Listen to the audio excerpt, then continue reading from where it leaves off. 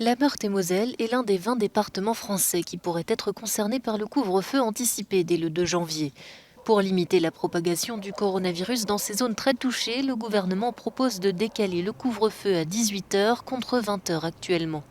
Une mesure qui laisse de nombreuses personnes sceptiques, comme ici à Nancy. Pour moi, c'est ridicule. Que ce soit 18 h ou 20 h, ça va rien changer. Au contraire, ça va forcer les gens à aller plus sur la même plage horaire dans les commerces, tout ça. J'avoue que je serais plus pour quelque chose d'un peu plus sérieux, vraiment confiné, vacciné, et puis qu'on en sorte, quoi, parce que là, c'est un petit truc, plus un petit truc, plus un petit truc. Je ne suis pas sûre que ça va servir à grand-chose. Un constat partagé par de nombreux élus dans les régions concernées, comme le maire de Nancy, Mathieu Klein, qui estime que cette mesure est trop tardive et qu'elle pourrait être insuffisante.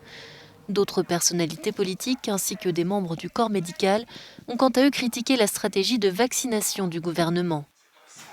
L'Allemagne est déjà à plus de 42 000 vaccinés, le Royaume-Uni à plus de 900 000 et la France à moins de 200. S'est indigné sur Twitter le président du groupe Les Républicains au Sénat, Bruno Retailleau, qui a appelé le gouvernement à rendre public le calendrier de vaccination des EHPAD.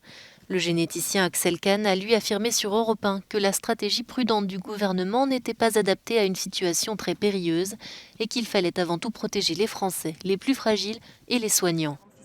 Mais le ministère de la Santé assume ce lent démarrage, expliquant qu'il a fait le choix de prendre le temps nécessaire pour installer cette vaccination face au très fort scepticisme dans la population française. Selon un sondage publié mardi, la France est en effet la championne du monde des pays réfractaires. Seuls 4 Français sur 10 accepteraient de se faire vacciner contre le Covid.